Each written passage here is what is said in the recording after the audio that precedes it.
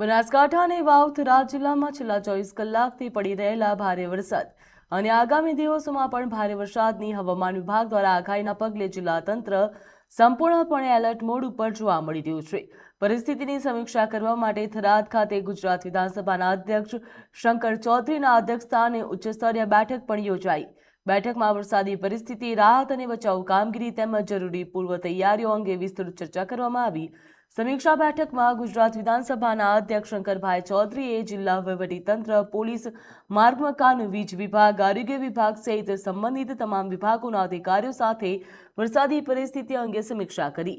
તો અધિકારીઓને પણ 24 કલાક સ્ટેન્ડ બાય રહેવા, અસરગ્રસ્ત વિસ્તારોમાં સતત નજર રાખવા, જરૂરિયાતમંદ લોકોને સમયસર રાહત અને બચાવ કામગીરી પહોંચાડવા તેમજ કોઈપણ પ્રકારની આપત્તિની સ્થિતિમાં તાત્કાલિક પ્રતિસાદ આપવા સૂચના આપવામાં આવી। 24 કલાકની અંદર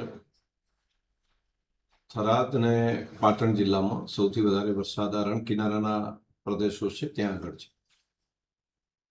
કેટલીક જગ્યાએ તો 10-12 ઇંચથી પણ વધારે વરસાદ 24 કલાકની અંદર પડ્યો છે। હજુ પણ આજે અને આવતીકાલ 2 દિવસ સુધી વધારે વરસાદ પડી શકે તેવી પણ શક્યતાઓ રહેલી છે। એટલે આજે અત્યારે દિવસ દરમિયાન હજુ વાદળછાયું વાતાવરણ છે અને આજે રાત્રે એટલે 25મીની રાત્રે થરાદ આજુબાજુના વિસ્તારમાં પણ મોડી રાતે વરસાદની શક્યતાઓ દેખાય છે। આ વેધરના એનાલિસિસ ઉપરથી હું બિલકુલ અહીંયા એવું કહી શકું કે આપણે 2 દિવસ થોડું ધ્યાન રાખીએ, કાળજી રાખીએ, વિના કારણ ઘરથી બહાર જઈને જ્યાં પાણી ભરાતું હોય એવા વિસ્તારની અંદર જઈએ નહીં।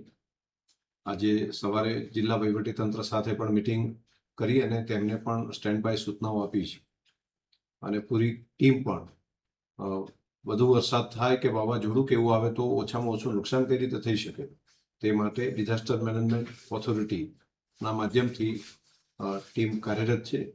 રાજ્ય સરકારે પણ NDRFની ટીમ એ અહીંયા એક સ્ટેન્ડ બાય થરાદમાં ને એક સુઈગામ બાબર વચ્ચે તો એ પણ એક અહીંયા રાખી છે અને બધી જગ્યાએ પોતાનો ટેલિફોન નંબર પણ આપ્યા છે।